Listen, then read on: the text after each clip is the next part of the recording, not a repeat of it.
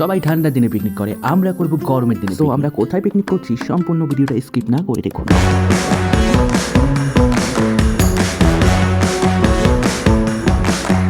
আর আজকে আমাদের সাথে যা ঘটলো, অর্ধেক রাস্তায় এসে পৌঁছাতে না পৌঁছাতে আমাদের গাড়ির চাকা বাস্ট হয়ে যায় এবং আমরা পড়ে যাই বিপদে। আর এমন জায়গায় বাস্ট হয়েছে আশেপাশে কোনো দোকান ছিল না, সেখান থেকে গ্যারেজের দূরত্ব ছিল 5 কিলোমিটার দূর। তার মানে 5 কিলোমিটার দূর গ্যারেজের যাত্রা আমাদের শুরু করতে হবে। তো আমরা বাড়ি থেকে বের হয়েছি প্রায় 2টোর দিকে, তো এখন 3টে বাজে, অনেকটাই লেট হয়ে গেছে আমাদের। সো টায়ার নিয়ে দুজন চলে গেল গ্যারেজের দিকে, আর আমরা এখানে গাড়ি পাহারার জন্য দাঁড়িয়ে আছি। আর যেহেতু আমাদের কাছে সময় কম, তাই পেঁয়াজ রসুন আলু সব আমরা এখানেই কেটে নিচ্ছি। গাড়ি না ঠিক হলে আজকে আমরা এখানেই পিকনিক করবো। আধা ঘন্টা হয়ে গেছে প্রায়, ওদের কোনো খবর নেই, ফোন করলাম ফোন হচ্ছে না। আর আমাদের এখানেই পিকনিকটা করতে হবে মনে হচ্ছে, আমাদের কাছে সময় খুব কম। আর আমি এখানে লঙ্কার বোটাগুলো চালাচ্ছি আর বিজয় কেটে নিচ্ছে পেঁয়াজ। তারপর সবাই মিলে আমরা বসে এখানে অপেক্ষা করছি কখন আসবে। তারপর এরা চলেই আসলো টায়ার নিয়ে টোটোতে করে। এখন প্রায় 4টা বেজে গেছে, সো অনেকটাই লেট হয়ে গেছে আমাদের। টায়ার চলে এসেছে, এখন টায়ারটা আমরা লাগাবো। টায়ার নিয়ে চলে এসেছে, এবার লাগাবো টায়ার। সো ফাইনালি আমরা এসে পৌঁছেছি তরাই পিকনিক স্পট। আজ ছিল মানডে, তো তেমন একটা ভিড় ছিল না। সানডে করে এখানে অনেক ভিড় হয়, আর আজকে আমরা ছাড়া এখানে কেউ আসেনি। আর এদিকে আমাদের রান্না বসিয়ে দিয়েছে, আমরা বাড়ির থেকেই লাকড়ি নিয়ে এসেছি। আর আমাদের নতুন করে এখানে উনুন বানাতে হয়নি, এখানে বানানোই ছিল, সেই উনুনেই আমরা আজকে রান্না করব।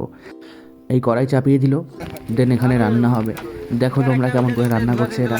আলু ধুয়ে এনেছে, এই যে তেল দিয়ে দিল, তারপর এখানে আলু ভাজবে প্রথমে।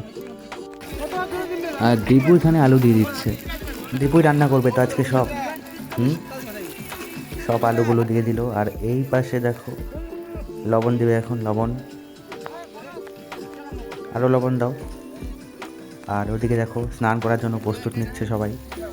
আর এই দেখো এখানে কি করছে, এই লঙ্কা বাচ্ছে তো না, লঙ্কা ছেঁচছে। আর দীপু এখানে মাংসগুলো প্লাস্টিক থেকে খুলছে, এগুলো ধুতে হবে এখন।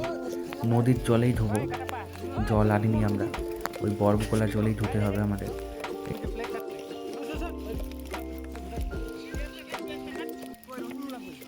আর এদিকে আমি পরিষ্কার করে মাংস ধুয়ে নিচ্ছি। সো চিকেনগুলো আমি ধুয়ে নিয়েছি, এখানে চলে আসলাম, দেখি মশলা কষাচ্ছে। আমি একটু নাড়ানাড়ি করে দিলাম, জাস্ট রান্না করেছে ওরাই, আমি একটু নাড়ানাড়ি করে একটু হেল্প করে দিলাম। তো এখানে চিকেনগুলো আমি দিয়ে দিলাম, চিকেনগুলো এখন রান্না করা হবে। আর এদিকে প্রায় রান্না কমপ্লিট, আর আমি চলে আসলাম স্নান করতে। আর নদীর জলটা প্রচণ্ড পরিমাণে ঠান্ডা ছিল, মনে হচ্ছিল বরফের ওপর শুয়ে আছি।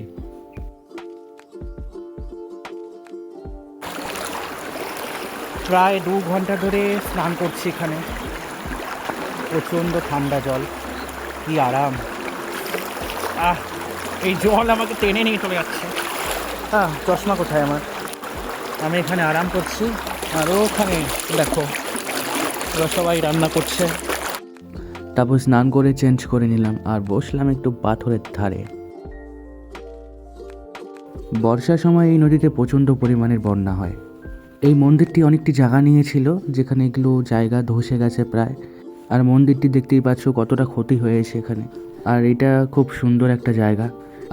সুন্দর একটা জায়গা, শিলিগুড়ির থেকে বেশি একটা দূর না। অন্যান্য দিনের তুলনায় ছুটির দিনগুলোতে এখানে প্রচণ্ড পরিমাণের ভিড় হয়। আর আমরা এখানে খেয়ে নিলাম পাউরুটি আর মাংস।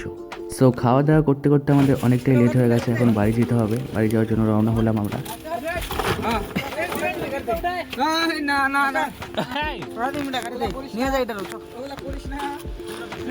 তো এই ছিল আজকের মিনি ব্লগ। নেক্সট ব্লগে খুব তাড়াতাড়ি দেখা হচ্ছে, বাই।